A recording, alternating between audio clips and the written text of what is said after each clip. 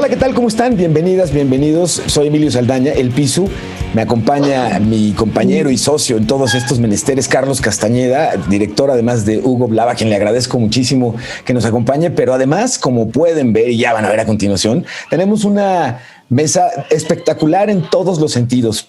Agradecerle a nuestras invitadas e invitados el honor de poder conversar e intercambiar las opiniones e ideas que hay hacia esta intención por regular redes sociales y este debate precisamente sobre redes sociales y libertad de expresión. Y para ello hoy nos acompañan y le doy la bienvenida. Y muchas, pero muchas gracias. Soy fans.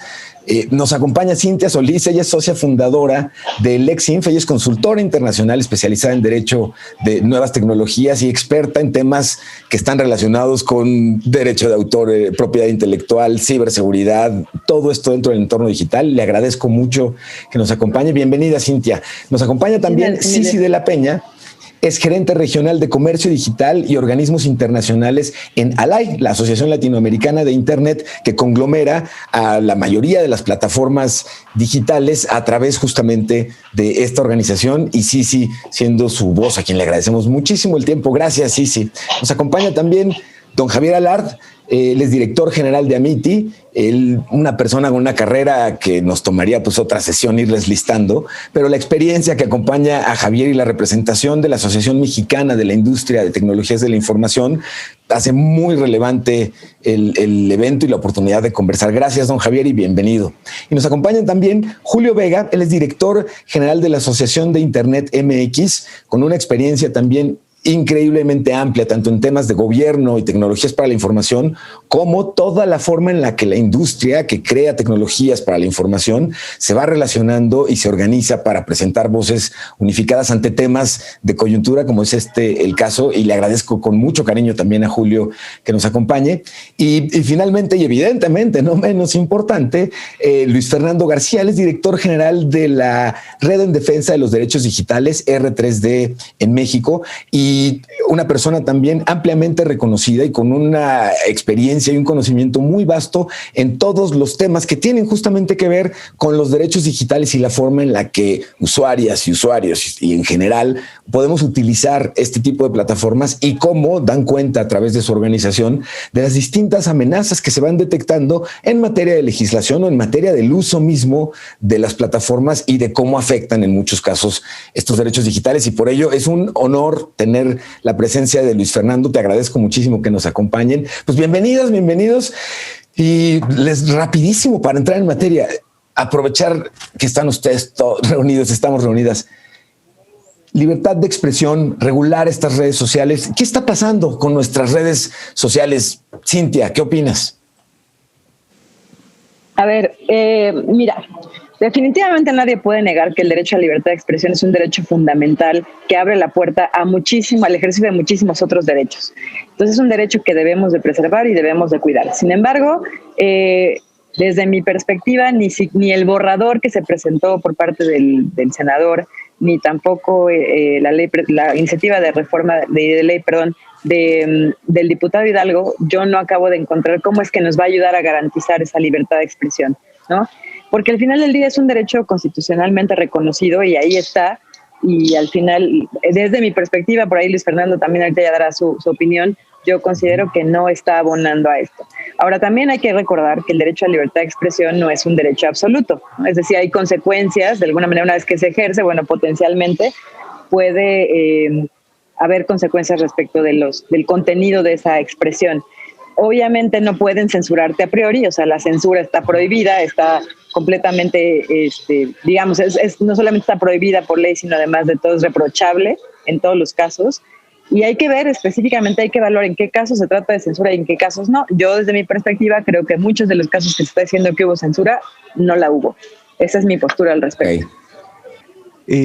Los organismos particulares, como las plataformas digitales, caen en el tema o son clasificables como censura, porque la censura se establece más bien como un acto de la autoridad, no de un particular. O sea, y lo comentábamos en otro espacio, Emilio y yo, si yo te invito a mi fiesta y no te dejo hablar, no es que yo esté ejerciendo censura, ¿no?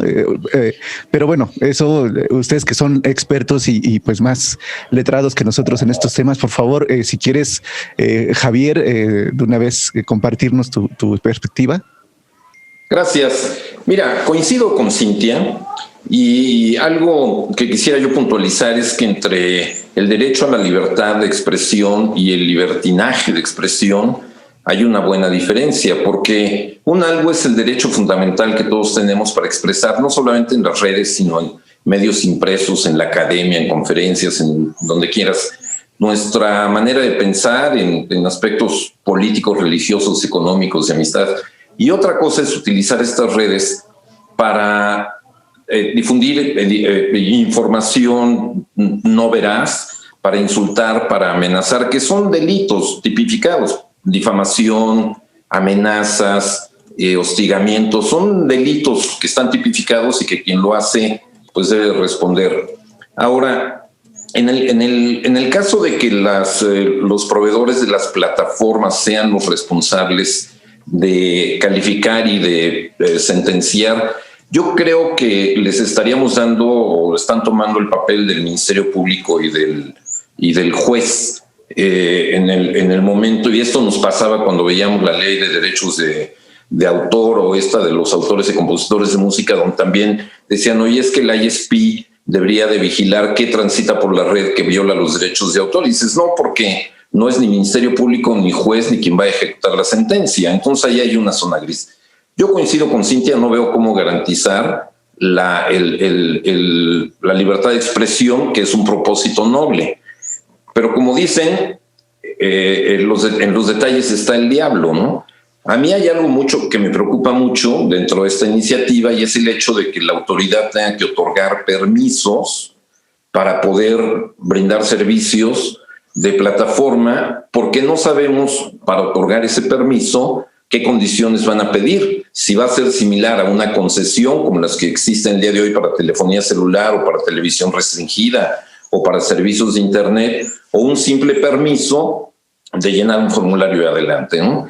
Sin duda vamos a ver nuevos jugadores, ya me estoy alargando, pero vamos a ver nuevos jugadores porque en esta industria la única constante es el cambio, ¿no? Entonces seguramente van a llegar nuevas plataformas que cuando supediten su solicitud de permiso a la autoridad, pues necesitamos ver de qué forma o qué les vamos a pedir o qué les va a pedir la autoridad para que puedan operar.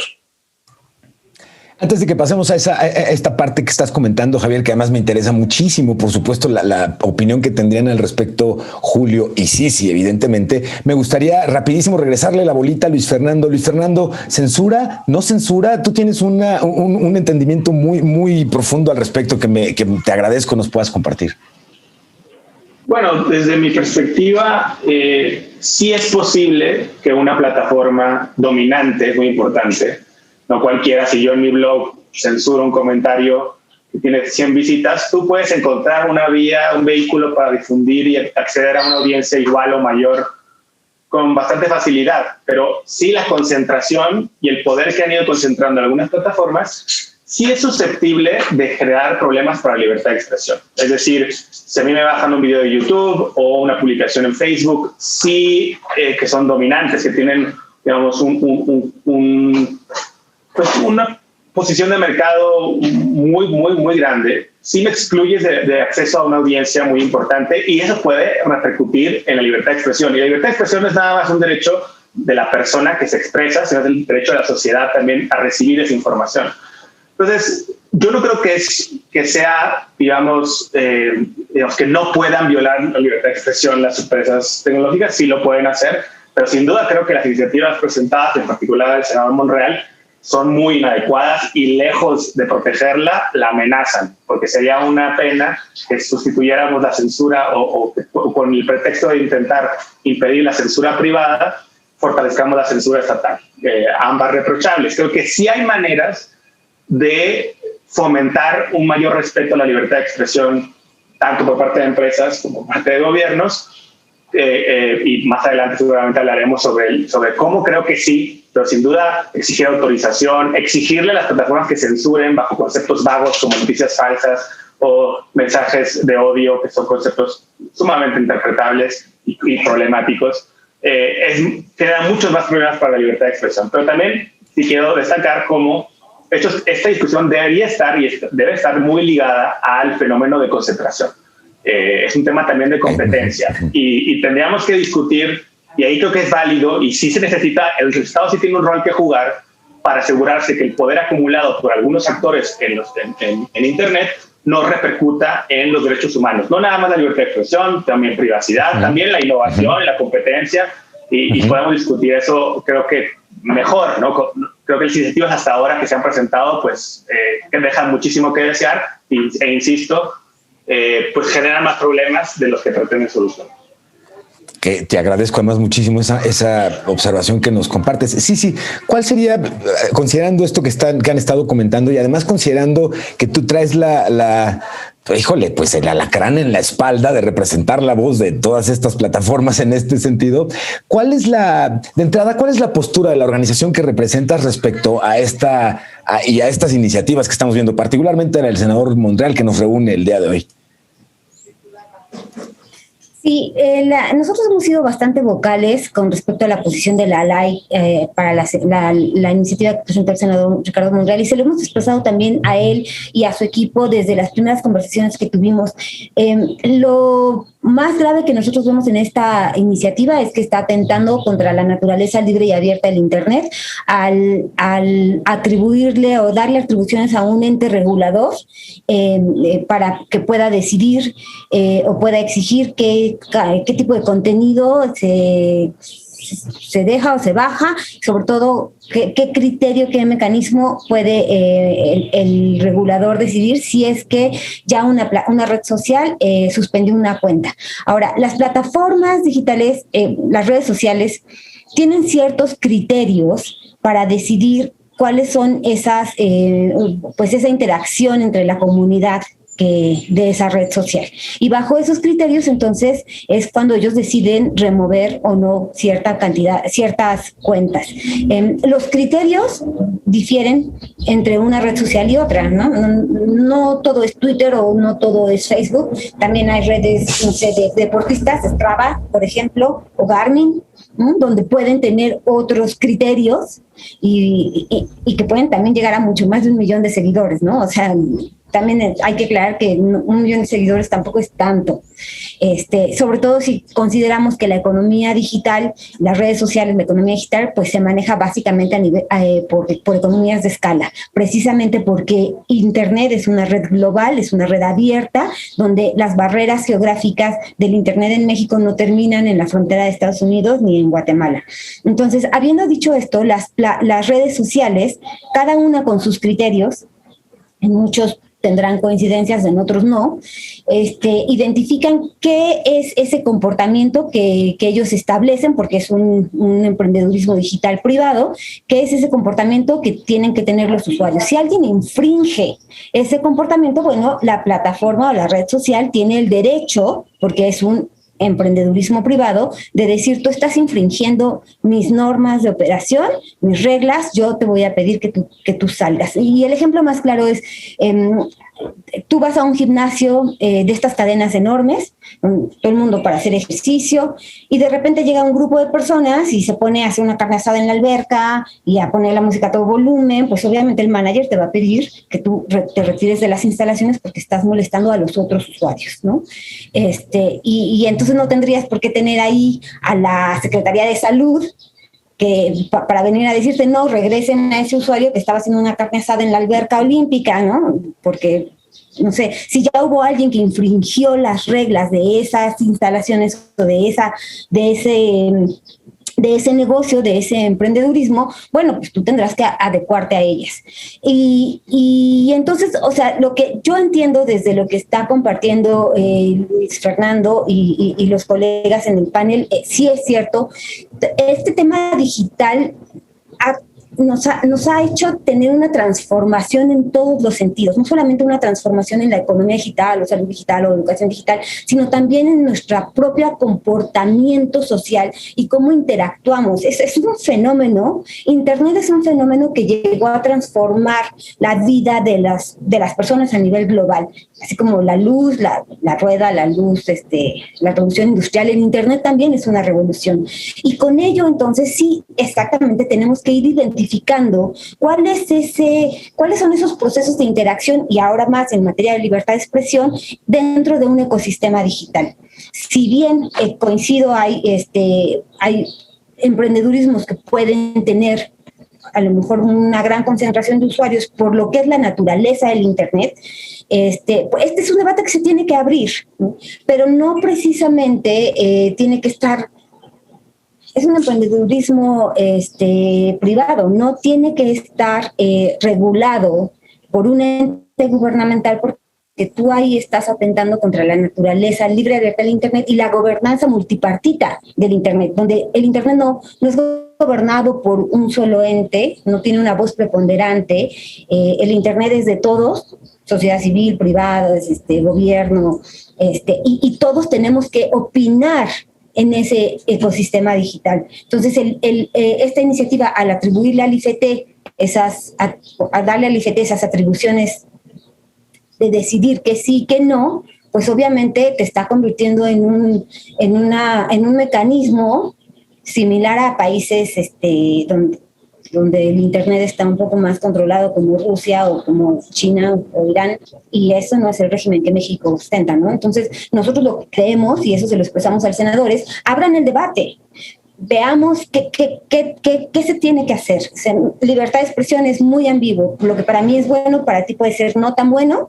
Yo puse un artista plástica que sube algún contenido artístico con contenidos eróticos y tú puedes ser de un grupo religioso muy conservador y para ti resulta ofensivo, pero el IFT va a decidir si eso es bueno o malo. O sea, ¿no? Como suena interesante. Entonces, el debate se tiene que abrir, probablemente se tienen que encontrar mecanismos de mayor transparencia de términos y condiciones, no sé, pero de ahí a que el gobierno se dé atribuciones para regular el Internet es muy grave. Gracias, sí. Julio, viendo las intervenciones de nuestros participantes anteriores, tenía la reflexión acerca de, creo que sí, algo que sí necesitaríamos como usuarios de las redes digitales, quizás son sistemas de apelación más eficientes, porque hoy en día son automáticas las restricciones. Hay sistemas de inteligencia artificial que detectan una palabra, detectan una imagen, inmediatamente actúan, pues obviamente porque sería imposible también revisar con una persona todo lo que se sube cada día. Ahorita no tengo la estadística, pero YouTube sube cientos o miles de horas cada segundo de video, perdón. Entonces, quizás debería haber esto, pero por otro lado, como comentaba sí un poco, no correríamos el riesgo que estos actores dominantes, estas plataformas dijeran, miren, yo no puedo cumplir su ley, es muy abstracta, es muy difícil, agarro mis canicas y me voy.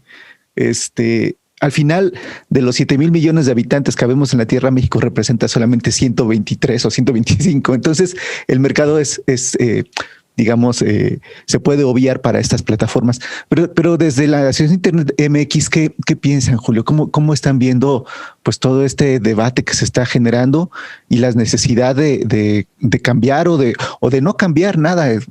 Ahí tendríamos que revisar qué se debe hacer.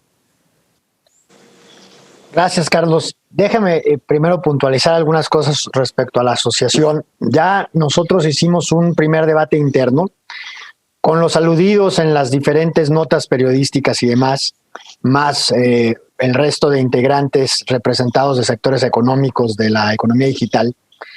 Y hemos tomado la determinación de que vamos a seguir el proceso legislativo. Este borrador que hoy día se encuentra circulando es eso, un borrador. Así lo consideramos, hablando específicamente del texto del senador Monreal.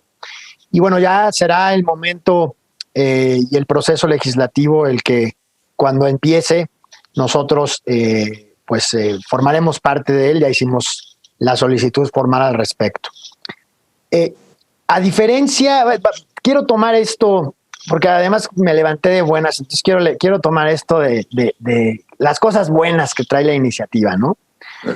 Una de las primeras es, ya se esbozaba por Luis Fernando y por Sisi, una de las primeras es el poder reflexionar. Creo que es interesante el que tengamos este tipo de reflexiones. La propia iniciativa tiene ahí algunas líneas que hablan sobre las personas conectadas, pero pues habría que preguntarse también de las desconectadas. Entonces vuelve a abrir esa herida, bueno, más bien que vuelve a echarle sal a la herida nunca cerrada de aquellas personas que no hemos logrado conectar en nuestro país, que sería interesante conocer el estatus de los programas gubernamentales al respecto. Y bueno, eso para mí es una buena noticia, el que podamos reflexionar sobre los distintos temas que atañen a Internet. Número 2, que creo también es algo muy positivo, es que si bien un borrador, el ejercicio de consulta y de escucha que se ha hecho al respecto. Y esto al menos nos da esta guía. Yo considero que quiero pensar, soy un ferviente creyente de lo positivo, que cuando llegue este debate a las diferentes cámaras, primero senadores y eventualmente diputados, pues esta apertura de los legisladores será la misma y podremos tener debates de altura para poder expresar ahí nuestras opiniones y no vamos a encontrarnos con situaciones de mano alzada y de no leer textos y de simple y sencillamente apoyar cuestiones que no se entienden y que por mayoría únicamente se aprueban. Creo que este ejercicio democrático que se está haciendo es fenomenal y nos puede dar esa esperanza de que no van a ocurrir este tipo de atropellos legislativos. Después quiero ya puntualizando los temas y también bordando en lo ya dicho. Hay una cuestión que para mí es de la mayor relevancia y voy a referirme a tu primer ejemplo de la fiesta. Pues vamos a tu casa a la fiesta, pero resulta que no nada más fuimos a tu casa a la fiesta, sino que tú nos habías advertido que no íbamos a poder hablar de fútbol, mucho menos del América, durante tu fiesta, ¿no? Entonces, pues ya estábamos advertidos y los que fuimos a sabiendas de eso. No nada más porque se te ocurrió de manera arbitraria en el momento, sino yo fui sabiendo que si me arriesgaba a estar fuera, si hacía yo una de estas cosas. Uno podrá pensar y decir, bueno, pues qué arbitrario Carlos, ¿no? Que me quiere sacar de la fiesta porque me puse a hablar de fútbol. Pues no, porque resulta que la esposa de Carlos o en la casa de Carlos o qué sé yo, hay una autoridad mayor, bien podría ser la mamá, que la mamá también es muy dura y que te dice, a ver, en mi casa no se habla de esto. O sea, tú no te mandas solo, pues. Y resulta que en el edificio o en la residencial donde estás, tienen estas reglas. ¿Qué quiero decir con esto? Las redes sociales no se mandan solas. Son un reflejo, las políticas que tienen son un reflejo de las leyes que están allá afuera. Y no hay que perder de vista, de ninguna manera, el sistema jurídico mexicano, cuando hablamos de derechos humanos, tiene particularidades, tiene controles de convencionalidad que deben de ser observados en todo momento. Entonces, para cuando estamos hablando de derechos humanos, ese es un ejercicio que hay que hacer. Hay que referirnos y hay que hacer este ejercicio de derecho comparado, particularmente con los instrumentos internacionales que hablan de estos temas. Pacto Internacional de Derechos Civiles y Políticos. Hay 2 artículos, particularmente 19 y 20, que hablan específicamente de cuestiones de libertad de expresión. Mal no recuerdo son esos artículos. En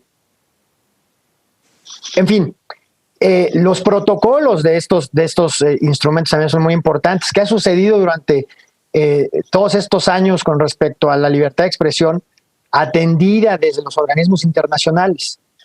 Y las redes sociales luego les queremos atribuir una serie de poderes cuasi mágicos de que todo lo pueden y todo lo hacen. No es cierto, no es cierto. las redes sociales también están reguladas aquí y en los países de origen donde están, y muchos de estos instrumentos bajo los cuales están regulados son internacionales, es decir, aplican para todos, y si estamos hablando de derechos humanos, pues con mayor razón. Entonces, eso no lo podemos perder de vista de ninguna manera. Hay que atender lo que dice, las exclusiones que se hacen ya de cuestiones que no son bienvenidas, no solamente en las redes sociales, sino en ningún ámbito, porque las consecuencias pueden ser mayúsculas. Puntualmente hablando, con respecto a la pregunta de esta interacción que se tiene con las redes sociales, te puedo decir que en su momento ustedes recordarán aquel pasaje históricamente triste del gasolinazo que derivó en una serie de manifestaciones y demás. Bueno, yo acompañé a los representantes de redes sociales a reunirnos con la policía, la Secretaría de Seguridad Pública Federal, en su momento la Secretaría de Economía y otros organismos empresariales que se habían dicho afectados por toda esta situación. Y lo que sucede muchas veces, y esto es hagamos el mea culpa también, es que muchas veces ni leemos a qué nos estamos inscribiendo.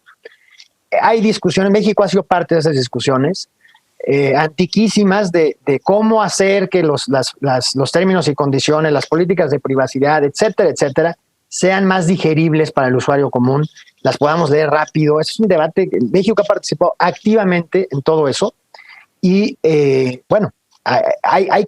hay que trabajar en eso, hay que hacer que sea más entendible, videos, cápsulas, qué sé yo, este masacote que por kilos de términos y condiciones, pues nadie se lo lee normalmente. Entonces es importante que eso también lo consideramos, pero créanme que hay previsiones dentro de las políticas de las redes sociales para todas estas cuestiones. Ya están, pues, ¿no? No es que me las invento o digo, ahora me voy a aventar esta puntada de hacer. No, ya están las cosas, ¿no? Nada más hay que entenderlas bien, leerlas bien, pedir, por supuesto, que se expliquen de mejor manera. Y cierro con un ejemplo de tu última pregunta. No quiero viajar al futuro, sino al pasado. Y recuerden ustedes, por lo menos espero que tú y yo, Javier, sí nos acordemos, no sé si todos, pero recuerden el sistema del apartheid en Sudáfrica. Es un tema muy, muy particular y muy escabroso, pero muchos países tienen en sus constituciones y en sus ordenamientos el combate a la discriminación, la no discriminación, como ustedes lo quieran. Sudáfrica no tenía esa elegancia y Sudáfrica establecía en sus leyes que el apartheid, la segregación racial, era parte de su sistema jurídico, y que si las empresas querían entrarle a hacer negocios en Sudáfrica, pues había que entrarle a esas reglas. Y hay casos emblemáticos de las armadoras de coches, de las plantas de refresco, etcétera, de cómo finalmente se hizo un frente común, cómo las empresas reaccionan a esta situación y qué es lo que sucede. No les voy a contar aquí la historia, pero son historias bien interesantes de lo sucedido ya y de cómo las empresas reaccionan ante regulaciones que son antagónicas y que son finalmente perjudiciales, hablando de derechos humanos. Gracias, Julio. Aquí volvemos a un tema que, bueno, Cintia con su experiencia legal nos puede hablar. En el caso uno de la protección del bien superior, esto es que vamos a defender precisamente la libertad de expresión contra todo, o sea, en este sentido, por ejemplo, incitaciones a la violencia, como en el caso, por ejemplo, del presidente Trump. Vamos a dejar que las redes sean medios de incitaciones a violencia, a sedición, etcétera, que ya está tipificado en la ley local. Y el segundo punto que también a mí siempre me causa mucho ruido es ¿por qué en México todo lo queremos llevar a la Constitución? Todo queremos que quede en la Constitución y tenemos una Constitución que es así un tomo de 300 páginas, cuando la Constitución de Estados Unidos, por ejemplo, son 20, ¿no? Y bueno, sin ni hablar ya, por ejemplo, de otros casos. Entonces, Cintia, ¿nos quieres comentar precisamente algo al respecto? Que veía que estabas precisamente asintiendo ahí algunas de las afirmaciones de los anteriores participantes. Pues es que mira, yo coincido 100% con Julio en el sentido de que cuando hablamos de vamos a regular las redes sociales es ignorar por completo todo el trabajo legislativo que tiene años haciéndose, y no solamente el trabajo legislativo, también el judicial, donde hay casos donde ya se han resuelto situaciones en redes sociales. Por ejemplo, el bloqueo de los políticos o de una persona con cargo público a los usuarios, ¿no? Imagínate. Si creyéramos o partiéramos del hecho de que no existe regulación en redes sociales, pues ¿cómo es posible eso, no?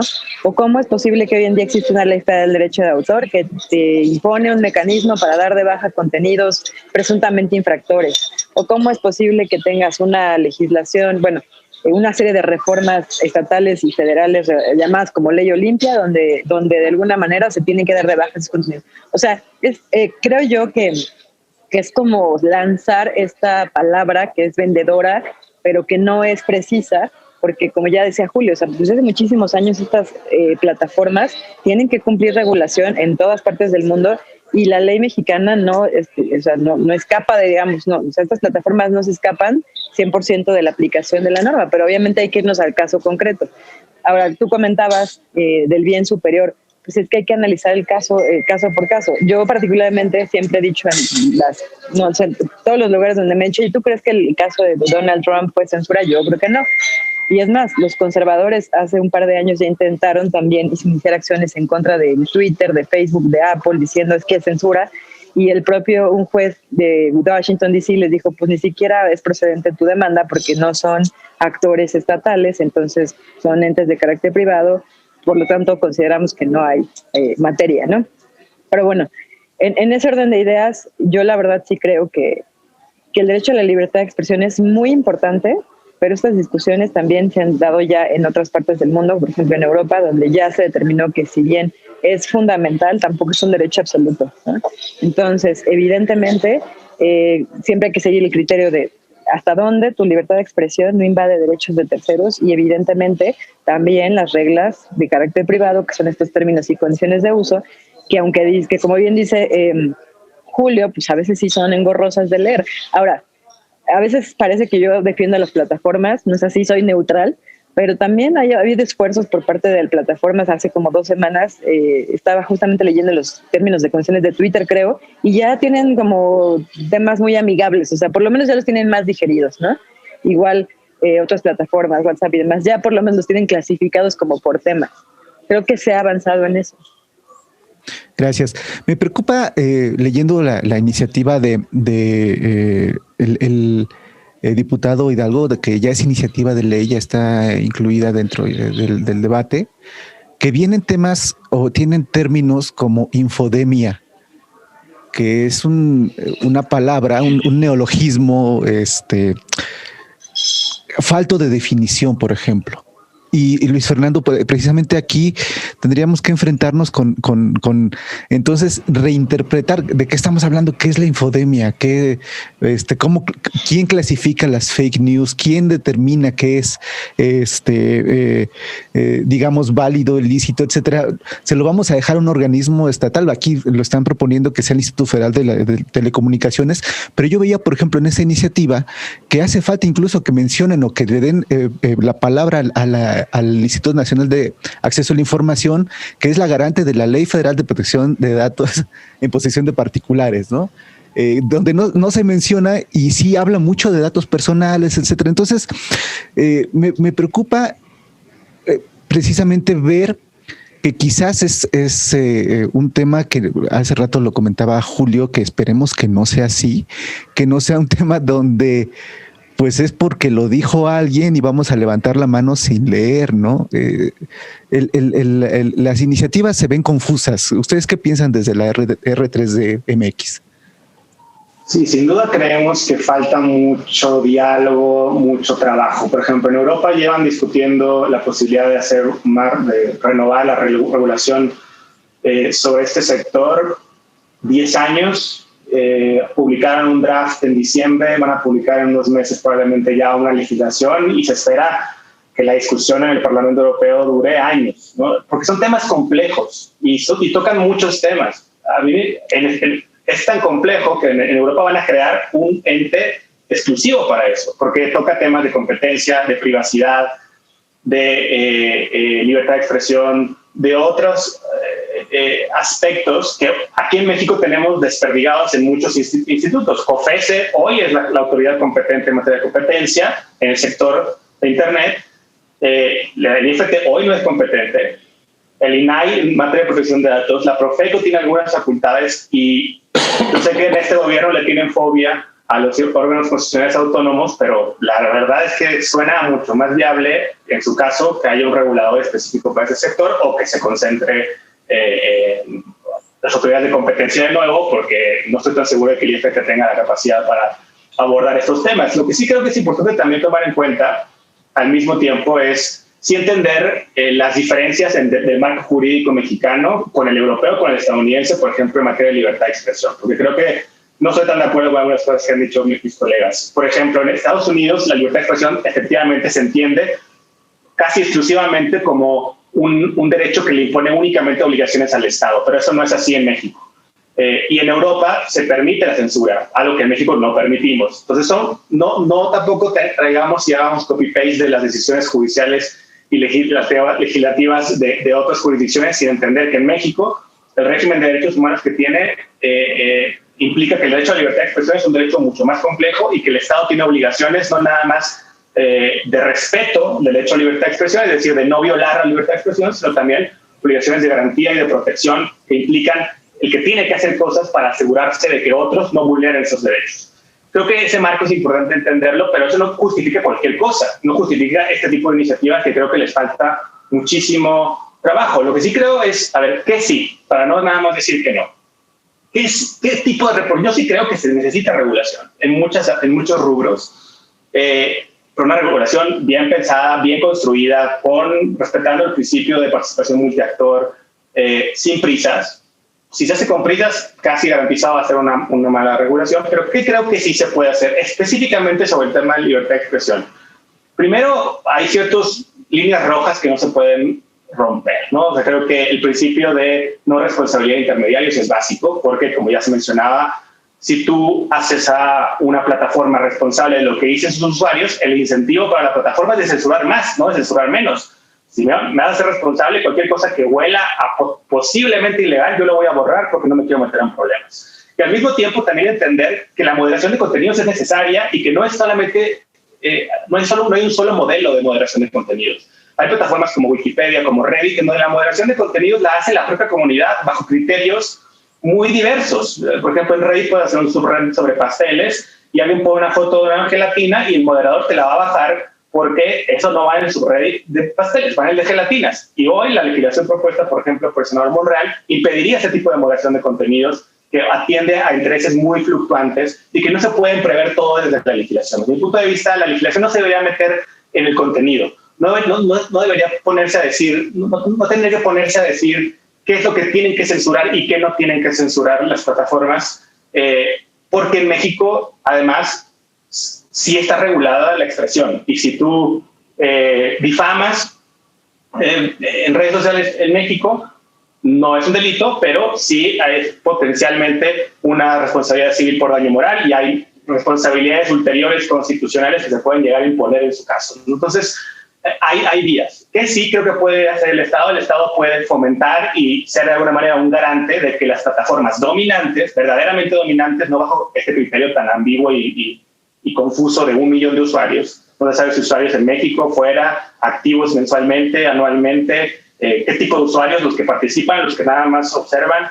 Hay muchas dificultades de definición ahí, pero sí creo que el Estado puede, por ejemplo, exigir a plataformas dominantes que publiquen reportes de transparencia con ciertas características, que informen a los usuarios afectados, les notifiquen de las razones por las cuales su cuenta o su publicación ha sido restringida, que muchas ya lo hacen con sus deficiencias, con sus virtudes, que los procedimientos de apelación dentro de las plataformas cuenten con ciertas características y que el Estado garantice que las plataformas dominantes lo hagan. Creo que eso daría más transparencia, rendición de cuentas y fomentaría una mejor libertad de expresión. Creo que también debemos entrar en una discusión de competencia más severa en donde debemos de contemplar otras cosas, ¿no? Al final de cuentas, el problema, si hubiera competencia, si no hubiera empresas demasiado poderosas y demasiado concentradas, no habría problema en libertad de expresión. No te gusta esa plataforma, te vas a la otra y listo. Como hay una que tiene, o unas cuantas que tienen mucho poder y que no estar en esas plataformas es demasiado costoso, sí tiene sentido algún tipo de regulación respecto a ese tipo de plataformas. Y creo que lo que se está discutiendo, que creo que falta mucha discusión, son cosas como si las plataformas dominantes deberían ser interoperables, facilitar la interoperabilidad para que los usuarios puedan fácilmente irse a otras plataformas y haya más competencia. Está el tema de portabilidad de datos, que es un poco más complicada o menos eficiente desde mi punto de vista, o incluso otras propuestas como que las plataformas dominantes desagreguen el hosting del contenido de la moderación de contenidos y que lo haga otro ente aparte. Por ejemplo, una propuesta interesante para evitar estos potenciales conflictos de interés que puede haber, que desde mi punto de vista hoy no se han materializado. Con eso termino. La sugerencia de que, por ejemplo, Twitter ha usado su poder para atacar a unos y defender a otros, creo que no tiene ningún tipo de evidencia, porque hemos visto gente que critica al gobierno y que apoya al gobierno quejarse por igual. Twitter comete errores, a veces no comete errores y hace una moderación de contenidos adecuada y se alega censura cuando no la hay. Hay cosas que se pueden mejorar sin duda, pero creo que hoy, en términos generales, no se ha abusado del poder dominante de algunas plataformas para silenciar algunas voces de una opinión política y favorecer a otras, por ejemplo. Pero tampoco podemos descartar que pueda suceder. Si mañana a Mark Zuckerberg se toma como dicen en internet, le dicen el red pill, se toma la píldora roja y se hace un supremacista blanco y empieza a censurar a afroamericanos, pues diríamos, qué problemático. No está pasando, ciertamente, y tampoco debemos legislar bajo hipotéticos, digamos, que son poco probables que sucedan, pero ciertamente el que haya ciertas empresas con mucho poder potencialmente puede tener efectos en los derechos humanos, y creo que debemos empezar con una regulación más que atienda a la transparencia, a la rendición de cuentas, y después explorar otras medidas que más bien fomenten la competencia y protejan otros derechos como privacidad, que bueno, sería otro tema para otro panel, ¿no? Pero creo que ahí es donde yo dejaría como las propuestas de lo que sí y de lo que no. Aquí en una... Perdóname. Adelante. Perdón. Perdón. Nada más una anotación, bueno, o un comentario para ir hacia nuestra siguiente pregunta. ¿Deberíamos entonces tener o confiar en estos marcos de autorregulación que se proponen, etcétera, de automoderación, como comentabas, Luis Fernando, en el caso de Reddit, de Wikipedia, por ejemplo, para las redes sociales? Porque como todos decimos, es un tema complejo, pero sí, de alguna manera debemos proteger como usuarios pues nuestra interacción en las plataformas, el bienestar, a la vez, por supuesto, pues los contenidos que sean veraces, etcétera, donde reconocemos, por ejemplo, Facebook ha hecho y Twitter están haciendo esfuerzos por garantizar que o de alguna manera evidenciar que la información a la que estás teniendo acceso quizás no es veraz o es de dudosa calidad, etcétera. Complejísimo. Vuelvo al tema de la cantidad de contenidos que transitan a diario por estas plataformas hacen imposible que haya una intervención humana, tiene que ser automática de alguna manera y eso lleva a errores, por ejemplo, tiene sesgos, etcétera. Pero Javier, tú, desde Amity, ¿qué nos ayudarías o cómo podríamos proponer una libertad de expresión confiable, factible en estas plataformas digitales? Sí, mira, lo comentaba yo en un principio, la línea que separa la libertad del libertinaje, pues ahí es en donde están los detalles, porque algunas expresiones en las redes, como decía yo antes, están tipificadas como delitos. Ahora, el proveedor de una plataforma, cuando nosotros le damos clic, me subo en WhatsApp o en Facebook todo, cuando le doy clic, estoy aceptando los términos y condiciones que me pide el proveedor, lo cual es un acuerdo de voluntades, lo cual se entiende como un contrato. Y si yo me adhiero a ese contrato, pues estoy obligado a respetarlo, o como en el ejemplo de Julio de la fiesta, pues que me saquen de la fiesta, ¿no? Y en el caso de las actitudes que caigan en lo que consideramos como un delito, pues sí le corresponde a la autoridad investigar, juzgar y ejecutar. Otro tema que yo quiero tocar aprovechando mi participación es, había yo hablado del permiso que daría la autoridad, y no quiero decir IFETEL porque también una de esas desaparece y no sé dónde va a quedar. El hecho de a qué va a condicionar, porque algo que a mí me preocupa es que estos permisos se puedan acondicionar a algo que anda rondando por ahí, que es la residencia de los servidores o el tráfico transfronterizo de los datos. Y entonces, asumiendo sin conceder que yo una nueva plataforma voy a pedirle permiso al IFETEL o a quien sea en ese momento, y entonces me van a obligar a las intenciones que hay por otro lado de la residencia de los servidores o de los datos transfronterizos como ejemplo, ¿no? ¿De qué manera podemos abonar? Mira, yo creo que, al igual como lo mencionaba Julio y Sisi, pues ser muy vocales y participar en los debates públicos y privados en la Cámara, en el Senado, cuando llegue la de diputados.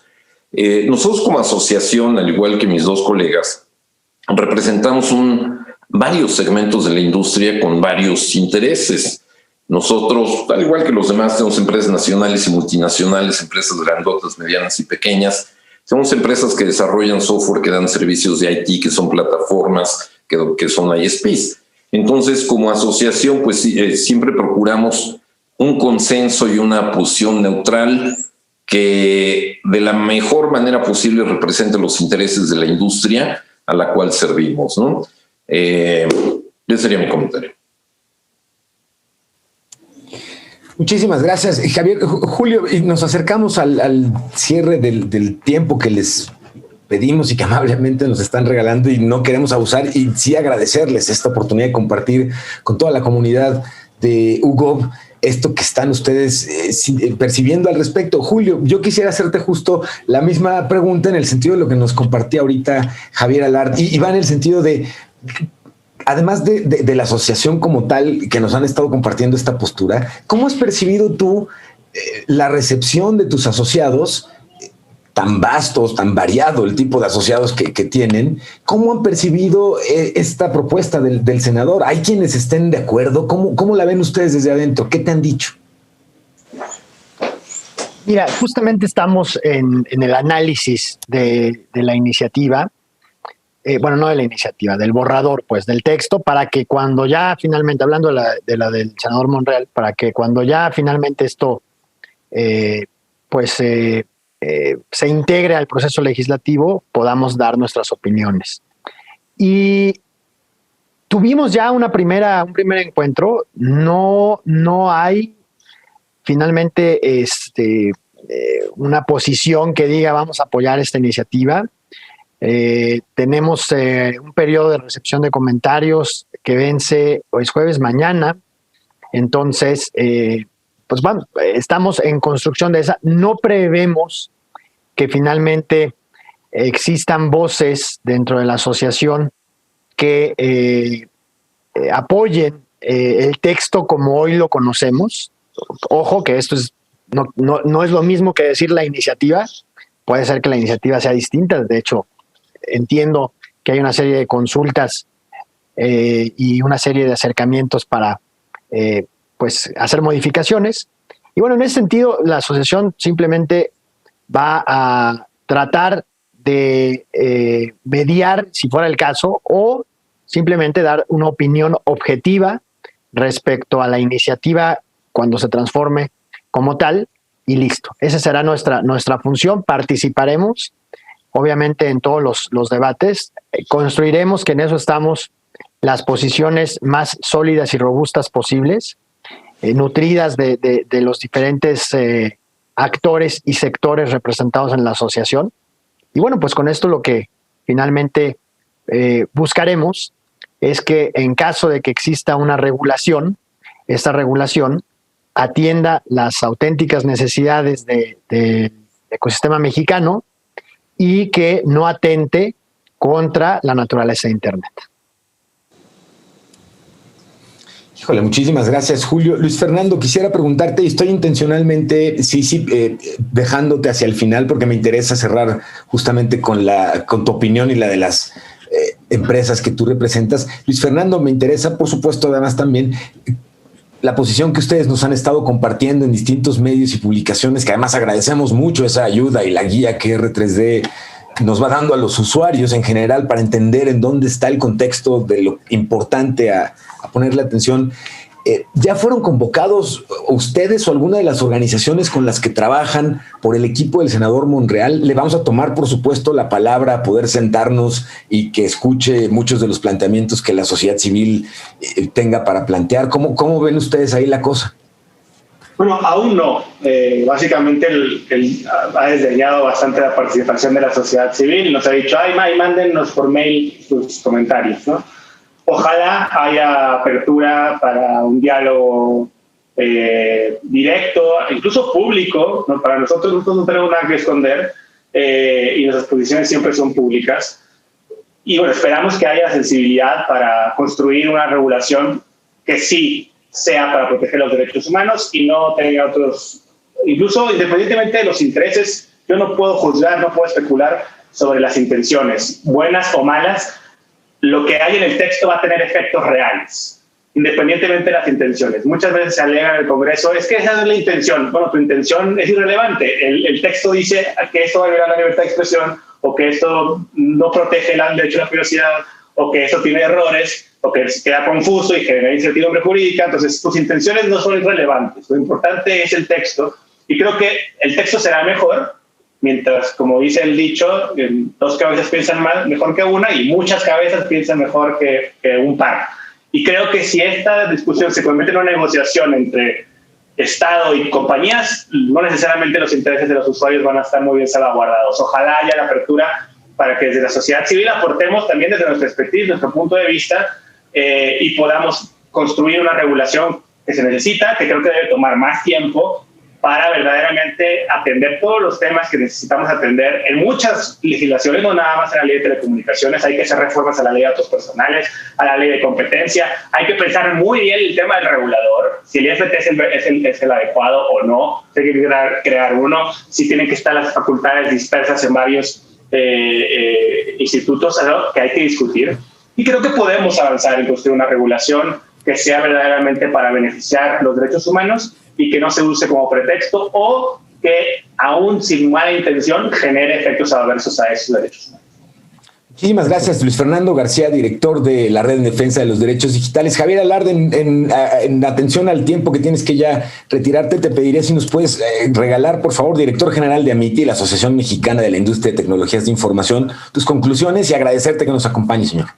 Muchas gracias, Emilio, y muchas gracias a los colegas. Bueno, las conclusiones es, esta iniciativa, si bien tiene un propósito noble que es la defensa o la garantía de la libertad de expresión, hay muchas cosas por ahí que preocupan. El caso de eliminar los algoritmos para la revisión, pues necesitaríamos un ejército de gente para hacerlo en cualquiera de las plataformas que transitan millones y millones y millones de mensajes al día.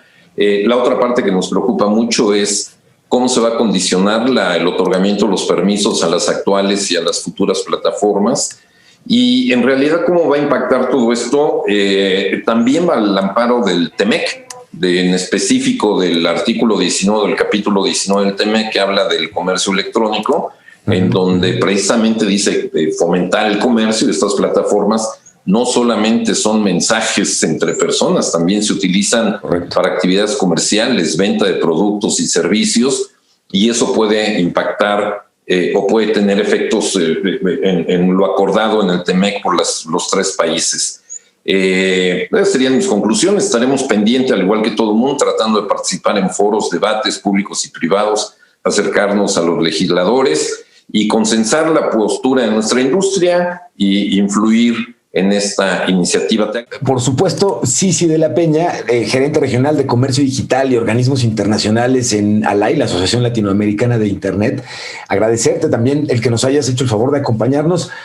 Híjole, conclusiones. Y fíjense, la palabra conclusiones me queda claro en este caso que más que conclusiones son... ¿Con qué cerramos esta sesión, Cici? Porque me queda claro que te vamos a dar lata en repetidas ocasiones. Gracias por acompañarnos. definitivamente abrir el debate a todos, a la sociedad civil, a comunidad académica. Esto creo que ya lo ha expresado el senador. Nosotros estamos en toda la disposición de apoyar a quien sea que abra el debate, de abrirlo, de participar, de compartir estas ideas, de compartir nuestras posiciones, de traer expertos, de abrir el debate lo más que se pueda, y sobre todo nosotros creemos que esta acción del senador de abrir el debate es bueno para que se recolecten o se generen los insumos que México podría llevar a este llamado que la Comisión Interamericana de Derechos Humanos y la Relatoría Especial para la Libertad de Expresión ha hecho para que el debate en materia de gestión de contenidos y libertad de expresión en el contexto digital se lleve en Latinoamérica. Entonces creemos que es un debate que es muy necesario. México podría recopilar estos insumos para llevarlo. No necesariamente tiene que acabar en una iniciativa porque creemos que es apresurada. Ya hay mecanismos, como lo mencionaban los colegas, ya hay mecanismos que se pueden utilizar para ir identificando cómo esta gestión de contenidos para las plataformas digitales puede darse. Y esa es una cláusula que se encuentra, la cláusula 19.17 de responsabilidad de intermediarios en el Tratado de Libre Comercio, capítulo de comercio digital entre Estados Unidos, México y Canadá, y es una herramienta que prácticamente establece los principios básicos entre los que los tres países tienen que alinearse, es principios homologados, y México tendrá 3 años para definir qué legislación, normativa, regulación tendrá que suceder para alinearse a esos compromisos adquiridos en materia de responsabilidad de intermediarios para las plataformas digitales. Así es que ya hay mecanismos, no necesitamos correr a diseñar una ley apresurada que prácticamente puede resultar con objetivos contrarios a los que se dice que puede tener. Entonces, pues bienvenido el debate, qué bueno que se abra, qué bueno que México participe en los diálogos de la Comisión Interamericana de Derechos Humanos, pero tomemos el tiempo adecuado para decidir como sociedad hacia dónde queremos ir. Les agradecemos mucho a todos y todas ustedes el acompañarnos. La invitación es, como pueden ver en parte de lo que hemos aprendido en esta sesión, pues es a que la participación activa de todas y todos los usuarios de Internet es crítica. El darles estos espacios o ceder estos espacios al legislativo sin nuestra participación y solo yendo a Twitter, en todo caso, a poner ajos y cebollas, no va a ser suficiente. Necesitamos tener una participación muy activa y lo podemos hacer en muchos sentidos a través precisamente de las asociaciones y organizaciones que nos han acompañado el día de hoy, ya sea desde la industria, desde las empresas que están activamente construyendo el Internet que hoy disfrutamos, la industria que representa en este caso CICI, y por supuesto todas las organizaciones de la sociedad civil y como personas a través de la Red en Defensa de los Derechos Digitales, a quienes les agradecemos también muchísimo el tiempo. Muchas gracias y bueno, le vamos a seguir dando seguimiento a este tema.